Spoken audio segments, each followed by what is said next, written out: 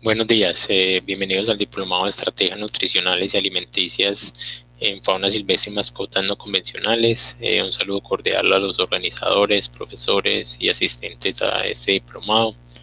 Mi nombre es Wilder Johnny Ortegón Giraldo, soy zootecnista egresado de la Universidad de Antioquia, nutricionista del Centro de Atención y Valoración de Fauna Silvestre del Área Metropolitana del Valle de Aburrá, en convenio con la Universidad CES, y profesor de cátedra de la Universidad de Antioquia.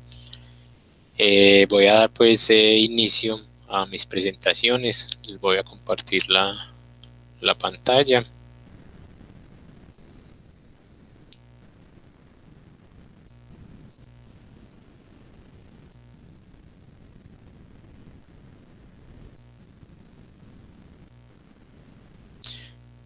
Bueno, entonces, teniendo en cuenta la temática tratada en los demás clases que han realizado los otros profesores, a mí me concierne lo que es directamente relacionado con los aspectos biológicos, alimenticios, nutricionales y llamarlo así de crianza artificial de neonatos de fauna silvestre específicamente. Mi experiencia está basada en una experiencia de más de 10 años realizando mis labores en el CAP, enfocado la mayoría de tiempo en neonatos y en animales infantiles. Entonces, digamos que el curso se va a desarrollar en base a toda esta experiencia y aprendizaje. Entonces, primera clase, este primer video, trata de los aspectos biológicos de la alimentación en neonatos de fauna silvestre, ¿cierto? Bueno, entonces antes de empezar, digamos que hablando de cada grupo, de especies o de la aplicación de toda la metodología, quería enfocarlos en el tema de la neonatología, enfocada en fauna silvestre. Entonces, ¿a qué nos referimos con neonatología? Entonces, la neonatología es todo el proceso de cuidado, alimentación, manutención, nutrición que le brindamos a estos neonatos con el propósito que tengan un desarrollo óptimo, ¿cierto? Que tengan un buen crecimiento básicamente. Esto es, digamos que, muy dependiente de las condiciones con que llega el neonato, que eso lo vamos a ver más adelante, porque una cosa es las condiciones con las que llega un neonato de fauna silvestre a un centro de atención de fauna, muy distinto a de pronto las condiciones en que tienen un neonato en un zoológico, en un albergue, ¿cierto? Cada proceso es distinto y digamos que cada nutricionista puede aplicar diferentes protocolos de acuerdo a las condiciones como llega el animal, pero también a lo que va a pasar con ellos. En el caso de nosotros, es animales que se pretenden atender, rehabilitar y poderlos devolver a su medio, digamos que objetivo muy distinto que pueden tener otras instituciones. Entonces, para empezar es muy importante tener en cuenta estos dos conceptos, ¿cierto? Que son conceptos que, digamos que por sí solos aplican diferente terminología, pero que hacen entre los dos un conjunto muy importante a la hora de realizar los procesos de crianza artificial. Hay que tener en cuenta que la nutrición es distinto a la alimentación, ¿cierto? Cuando hablamos de nutrición es procurar los nutrientes necesarios, ¿cierto? Llenando unos requerimientos nutricionales ajustados a las necesidades de la especie, en este caso la necesidad del neonato. Entonces, por medio de diferentes alimentos, como vamos a ver, estos reemplazadores, papillas, néctar, vamos a brindar esos nutrientes a los animales, a los bebés, para que puedan desarrollarse óptimamente. Distinto a lo que hablamos de alimentación. Alimentación es buscar la forma de cómo vamos a suministrar el alimento, las cantidades, las raciones, el número de alimentaciones al día, pero sin afectar tanto anatómicamente, fisiológicamente, sanitariamente al animal. O sea, no solo es saber con la nutrición cuánta proteína le damos, cuánta grasa, cuánta energía, y tampoco saber cuánta en la alimentación, cuánto alimento le vamos a dar, cuántos ml, sino es muy importante en neonatos saber el proceso y la metodología de cómo lo vamos a alimentar, porque es muy importante eso y como lo vamos a ver, una alimentación inadecuada, un proceso de alimentación asistida inadecuada puede afectar muy profundamente a cada uno de estos neonatos. Bueno, entonces tenemos que saber que hay, digamos, dos grupos de neonatos que nos pueden llegar a un centro de atención o que podemos trabajar con ellos cuando se hace crianza artificial, ¿cierto? Estos dos grupos son los animales determinados como especies precociales o semiprecociales, en este caso son animales que nacen con un estado de desarrollo avanzado, no necesitan un cuidado específico de los padres, ¿cierto? En muchos casos solo les brindan, digamos que guía para aprender a alimentarse. En esta imagen izquierda tenemos el caso, por ejemplo, de las guacharacas, que hace parte del grupo de los galliformes. Y en ese caso estos animales nacen con los ojos abiertos, nacen con plumitas y casi que desde pequeños empiezan a comer por sí solos. Siempre tienen la guía del padre para enseñarlos a alimentarse, para protegerlos de los depredadores, pero son animales que es como el enfoque de esto, que no necesitan una alimentación asistida. Animales que podemos determinar semiprecociales tenemos, por ejemplo, los venados. Estos animales o muchos de su tipo son animales que nacen con los ojos abiertos, nacen con pelaje, nacen con la capacidad de moverse, pero obviamente por ser animales mamíferos necesitan de la alimentación asistida, pero sin embargo pueden defenderse entre comillas por sí solos dependiendo de la alimentación de los padres. Entonces, ¿a qué va este enfoque? Que si nosotros no sabemos, si no tenemos en cuenta que una guacharaca puede comer por sí sola, y pretendemos alimentarla, digamos, asistidamente o forzadamente, podemos alterar su anatomía, podemos producir una broncoaspiración. Entonces, por eso es importante conocer este tipo de clasificación. El otro caso es el caso de las especies altriciales. Son especies que dependen totalmente de sus padres. En las primeras semanas son animales que nacen con los ojos cerrados, con los oídos cerrados, sin plumas, sin pelaje, necesitan de la alimentación asistida, necesitan de calor, necesitan obviamente de la temperatura, de protección. Entonces dependen totalmente de sus padres y en el caso de esa alimentación asistida, esa creencia dependen totalmente de nosotros. Entonces ahí está la diferencia, ¿cierto? Animales que podemos tener como las guacharacas que nos pasan y que desde pequeñas cuando lleguen simplemente es darle una alimentación adecuada, pero comen por sí solo, o una nutrición adecuada, comen por sí solo, al contrario de animales como muchos paserines, citácidos, zarigüeyas y ardillas, que dependen totalmente de nosotros para darle tanto la nutrición como la alimentación. Bueno, entonces ya teniendo en cuenta los grupos y sabiendo cómo los podemos clasificar cuando los vamos a realizar crianza artificial, vamos a determinar o tenemos que saber por qué se toma la decisión de hacer una crianza artificial. ¿Cierto? Porque es muy distinto tomar la decisión como les decía anteriormente, cuando los objetivos de un centro de atención, tanto de la llegada de animales como el objetivo final, pueden ser muy distintos a los que tengan, no sé, un zoológico o otro tipo de institución. En este caso, ¿por qué se toma esa decisión? En la mayoría de los casos de los centros de atención de fauna es porque los animales son huérfanos, ¿cierto? Son animales bebés porque llegan que la madre fue atropellada, se encuentran huérfanos en una calle o los compraron y los tienen en una casa y los están criando inadecuadamente en algún hogar, en alguna casa, pues. Entonces, la mayoría de animales que nos llegan a los centros de atención son animales en ese estado, animales huérfanos que es necesario hacerle todo el proceso de crianza.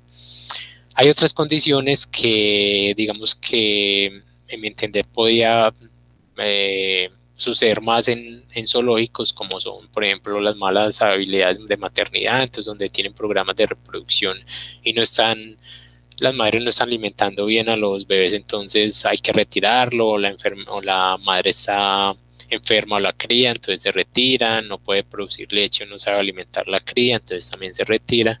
O por ejemplo un grupo de primates que nazca una cría y la rechaza, entonces ya se digamos, se decide retirarlo o no, ¿cierto? Pero estas últimas cuatro, digamos que situaciones ocurren más diría yo, en un tipo de zoológicos donde se busca reproducción, pero en el caso pues de los CAP se ocurre más porque son individuos huérfanos. Listo, entonces, sabiendo por qué vamos a realizar ese proceso de crianza, cuál es nuestro objetivo y a qué vamos a ir o a qué vamos a apuntar, ¿cierto? En el caso de los centros de atención, es el caso de brindarle la adecuada atención a los bebés y poderlos realizar todo el proceso de crianza artificial y poder liberar los animales, devolverlos a lo medio.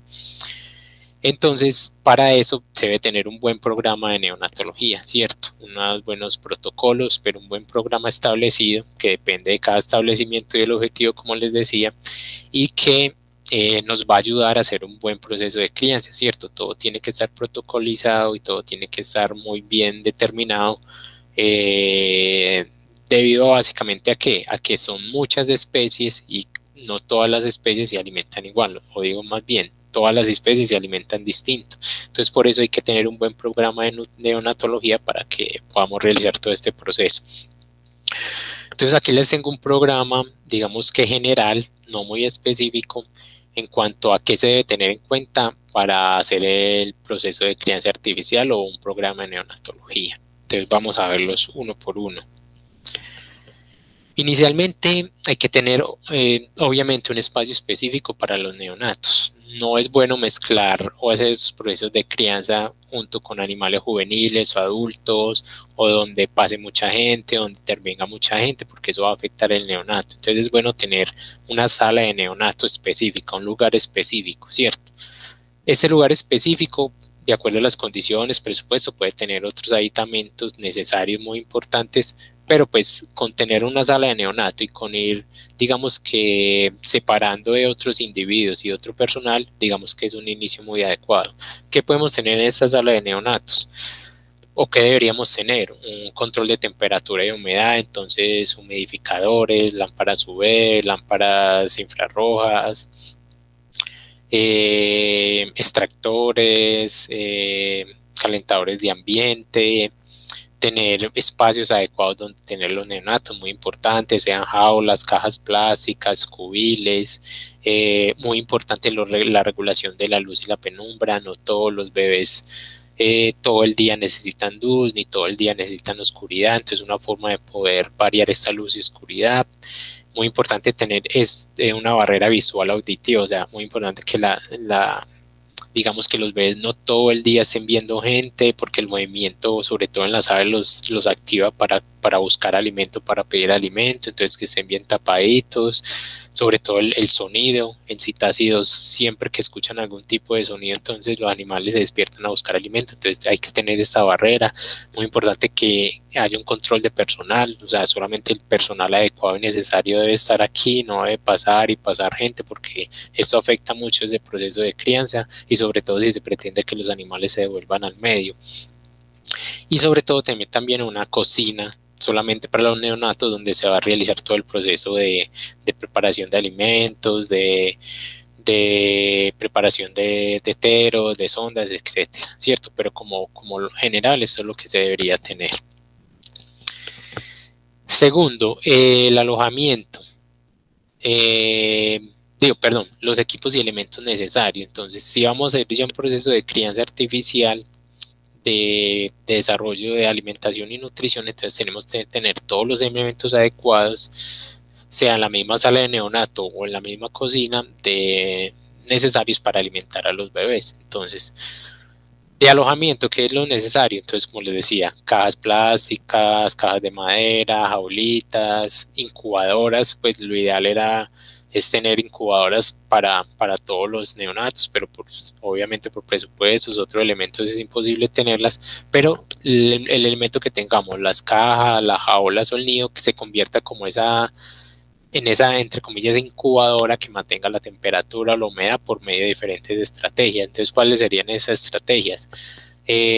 Sean las mismas lámparas UV, las lámparas de infrarrojas, calentadores, las barreras y sobre todo la temperatura interna. Entonces, ¿cómo mantendríamos la temperatura interna? Con bolsas térmicas, mantas, cobijas, peluches, o sea, lograr que haya una temperatura interior en la jaulita, en la caja plástica, y digamos que se equilibre con la temperatura que podamos tener en el exterior, porque obviamente es más complicado tener una lámpara específica para cada neonato, pero sí podemos tener lámpara general o calentador general de la sala de neonatos y con eso mantener también la temperatura interior del neonato, que básicamente se puede mantener con eh, bolsas térmicas o algún tipo de fuente de calor para ellos.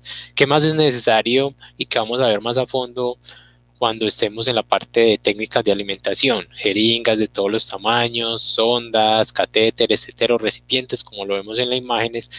Todos son muy importantes, pero hay que tener en cuenta el tipo de sonda, de tetero, de jeringa se debe adaptar a la condición anatómica de cada bebé. O sea, no podemos alimentar con un tetero a un, no sé, a un citácido, ni podemos alimentar, entre comillas, no sé, con una sonda rígida a un primate grande, por poner un ejemplo. Entonces, cada uno se tiene que adecuar a esas condiciones del animal. Básicamente, teteros de este tamaño son más recomendables para primates, para mamíferos más grandes, y sondas, jeringas, más para alimentar a algunas aves, digamos que en concepto general. Sin embargo, hay condiciones que uno puede alimentar un tití con una jeringa o o se buscan pues las variables de acuerdo a la anatomía del bebé. Lo que quiero decir es que hay que estar muy preciso con eso, porque lo más complicado que puede pasar en una alimentación asistida es la broncoaspiración, y muchas veces pasa por utilizar una herramienta inadecuada que pueda realizar este proceso de broncoaspiración. Entonces, por eso es muy importante este método. Que también hay que tener en cuenta termómetros ambientales, entonces tener digamos, registros de temperatura y humedad de la sala de neonatos, un tablero donde vamos a determinar un listado. Si tenemos muchos animales para alimentar, entonces un listado de los animales donde sabemos cada cuánto los tenemos que alimentar, la cantidad de alimento, donde podemos escribir también las ganancias o pérdidas de peso, las observaciones específicas de cada animal, si está comiendo o no está comiendo. Entonces, por eso es muy importante tener un tablero, un reloj para mirar muy específicamente esas horas.